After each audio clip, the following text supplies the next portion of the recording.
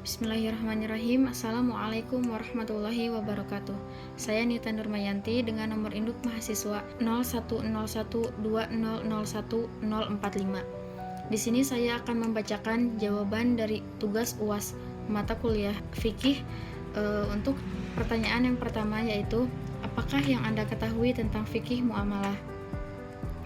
Fikih muamalah ialah pengetahuan ketentuan-ketentuan hukum tentang usaha-usaha memperoleh dan mengembangkan harta, jual beli, hutang piutang, dan jasa penitipan di antara anggota-anggota masyarakat sesuai dengan keperluan mereka yang dapat dipahami dan dalil-dalil syarat yang terinci.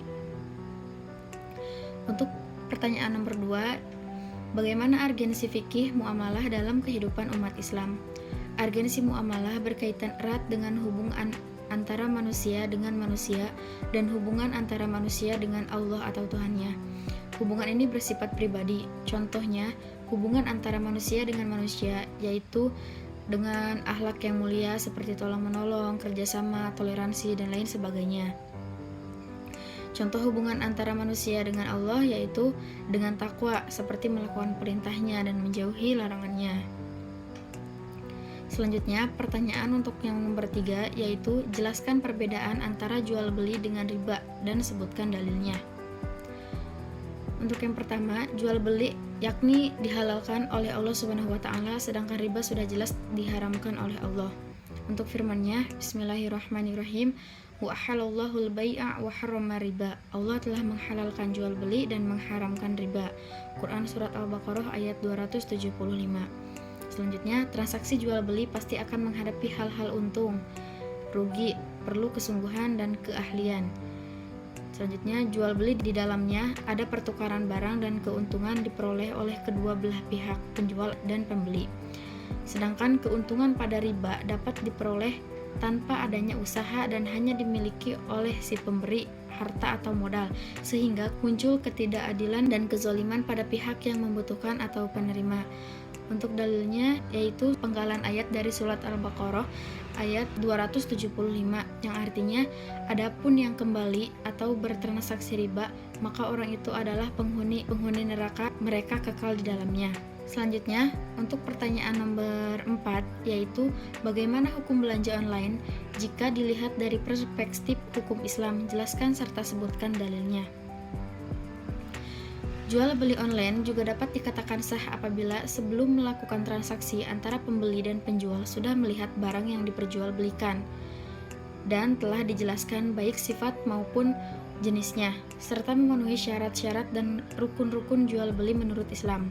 Untuk dalil kebolehan melakukan akad tersebut antara lain hadis Nabi Shallallahu Alaihi Wasallam yang artinya, ketika Nabi Muhammad SAW tiba di kota Madinah, penduduk Madinah telah biasa memesan buah kurma dengan waktu 1 dan 2 tahun. Maka beliau SAW bersabda, barang siapa memesan kurma, maka hendaknya ia memesan dalam takaran, timbangan dan tempo yang jelas, diketahui oleh dua belah pihak. Muttafaqun alaih.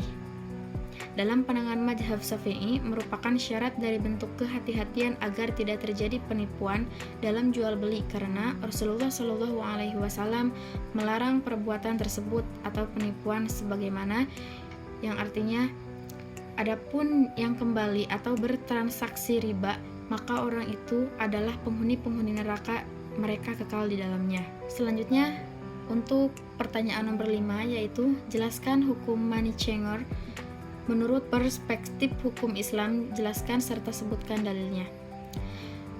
Menurut Ustaz Bahtiar menyimpulkan, boleh hukumnya membuka usaha tukar-menukar uang selama memperhatikan dan melaksanakan syarat-syarat yang telah ditetapkan dalam syariat Islam. Tujuannya agar kita tidak terjatuh ke dalam perbuatan riba yang diharamkan dan sangat dibenci oleh Allah Subhanahu wa taala. Dalam masalah penukaran mata uang ini, yang diharamkan adalah tukar menukar antara satu mata uang yang sama. Sedangkan yang terjadi dalam sebuah tukar menukar uang ini adalah pertukaran atas dua mata uang yang berbeda. Sehingga dalam hal ini tidaklah termasuk transaksi yang diharamkan. Hadis riwayat Bukhari yang artinya, janganlah engkau menjual emas ditukar dengan emas, melainkan sama dengan sama. dan janganlah engkau melebihkan salah satunya dibanding yang lainnya.